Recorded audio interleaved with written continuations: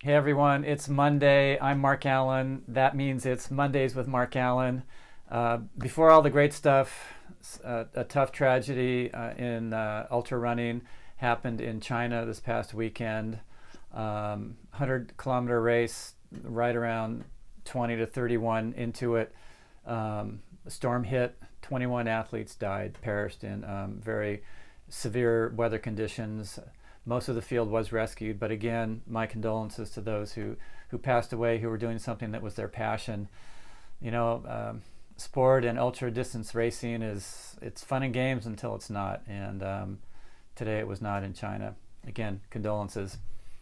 On a happier note, Ironman Tulsa took place last weekend, and when it was announced that there was going to be an Ironman in Tulsa, a lot of people kind of raised their eyebrows, like, "Oh, is this going to be a cool thing or not?" It was the coolest. I mean, the field was amazing, especially for the top folks.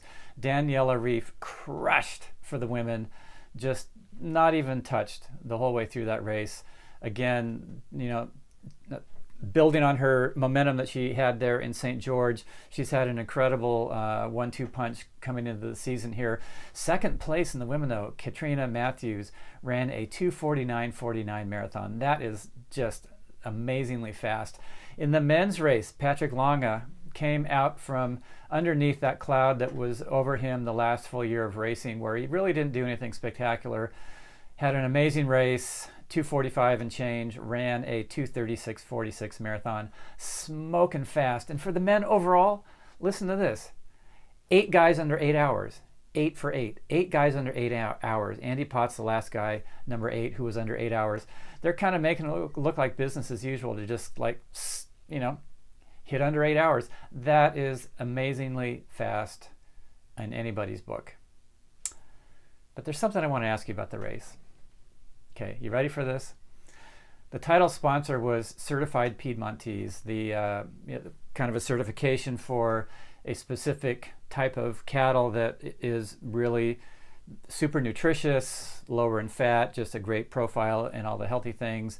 From the way it's raised, everything is accountable. So if you're trying to eat very good, healthy beef, this is obviously a great choice. But let's backtrack to Ironman in Kona. A couple years ago, Vega was the sponsor, a plant-based protein powder that was supposed to be the best thing for you when it comes to protein, right? So here we are. We have two different kind of Ironman sponsors for the same category, saying maybe things that a lot of people might look at as very exclusive or very different. So here's an example. As an athlete, when I was racing, if one year I said, the best shoe is this one that's like super soft and cushy, and it's got like a big heel rise, so you don't stretch your Achilles, and it's there's just not much impact, and your joints are going to be great and safe and all that. And the next year I come at you and I say, the best shoe for you is this low profile shoe where you can really feel the ground, and the rise is very minimal, so that you actually, when it hits the ground, it's actually like how your Achilles would be stretched when you're running barefoot. Which one is the right one for me? Are they completely opposite? So here we are, Vega Ironman in Kona, and then Ironman Tulsa, we have, Certified Piedmontese, a beef. Are they opposites, or are they just two of the same thing, both having very healthy products, and you can choose which one is the one that fits your lifestyle? Sam Longhorn here, and actually it's Samuel Cardigan Longhorn the Fourth. My daddy's daddy, my daddy's daddy is my daddy's daddy's daddy. We all had the same name. My wife is pregnant now. We're gonna go for like a real good American name like Bartholomew Longhorn. You know what I'm saying? Because we don't want no kid to have be the fifth. Fourth is enough of that stuff. But anyway. Look, Mr. Mark Allen, there's something you just don't know about sponsorship, okay? It comes down to the money. When somebody's got the money, then they can become a sponsor. And you know what? As far as like if some of it fits, then it fits okay. You know what I mean? Because doesn't matter what product you got, you are never gonna find 100% of the people that are gonna like that product. You know what I mean? So like they say in that famous saying, you can please some of the people all the time, but you can't please all the people all the time. Or it's you can't please some of the people some of the time, or you can please some of the people some of the time, but not all the people all the time. Yeah, that's what it is, Sam Longhorn. So Mr. Mark Allen. So don't get your grungies in a little huff because you got the Vega thing and you got the certified Piedmontese thing. You know, just if you like that veggie shake, go for it. And if you want a burger, go for that. And I was watching that Ironman Now thing today, you know, and they had that Iron Boys dude, that, what's his name, Mike O'Reilly, and he was at the finish line and he had one of those humongous burgers, and well, I never saw him at the finish line with a Vega shake. So you know what I'm saying? I think I know where his loyalties lie. But anyway, you all just don't worry about that sponsorship thing. Just enjoy the fact that you're all out there racing and just chow down on whatever feels good. After that Ironman thing, you can eat whatever the hell you want. Well, there you go.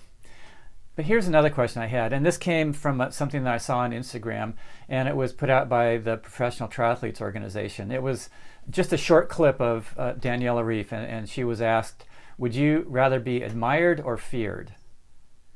And she thought about it, and she thought about it, and she thought about it, and she had a very hard time answering that question, admired or feared. And I was thinking about that actual question. You know, you can be admired for being feared because you're such an amazing athlete, or you could be admired, let's say, for being just a great person, that people admire the qualities and the integrity with which you live your life. You know, you're not a jerk, you're kind to people, maybe you help other people out. So it was actually a very tough question to answer, but you know, in my opinion, I think I'd go for the admired, just because, you know, when you're feared means like that has to do with what you're doing right now as an athlete. If you're feared now as an athlete, what happens when you're done? Maybe you will be admired for all the things that you did, but what if you're admired now for something beyond just being a feared athlete?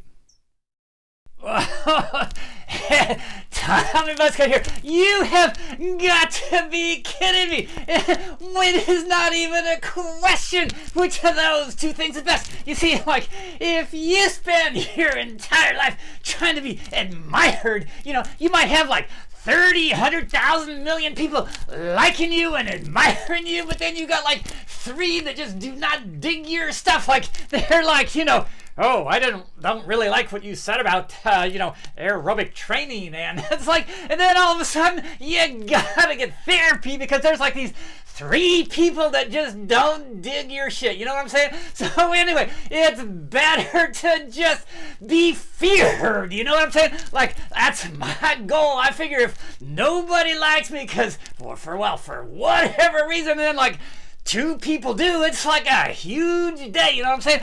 But if you're feared, you know what I mean? Like, it doesn't matter how old you get because you'll just be a badass forever, and like, you can just say anything you want, everybody will follow. Like, you know what you can say? Like, you gotta eat Krispy Kremes 3 times a day, and everybody will be going like, ooh, I fear him, and I don't want him coming knocking on my door if I don't eat 3 Krispy Kremes a day, so I'm gonna go out and buy them, so you have value forever.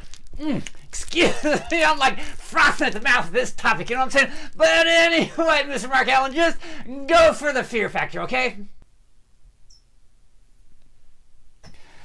Well, there you have it. I've had a couple of my buddies come in to sort of give their 2 cents on a couple of questions that I had. Feel free to you know, type in some responses yourself. I'd love to hear what you had to say about those 2 questions. You know, about sponsorship and conflicting things, like is Ironman's responsibility to guide us in a direction with products that they are associating with, like this is the way we should go, or is it like they are giving us a smorgasbord so that all of us, depending on our different lifestyles and choices, we can decide what is best for us. And then also as athletes, whether you're an age grouper, a top pro, somebody that nobody will ever hear about, what's important to you? Do you want to be admired? Do you want to be feared? Do you want to just have a great time doing sports? I hope you want to just have a great time. Mark Allen, Mondays with Mark Allen. We'll see you next week.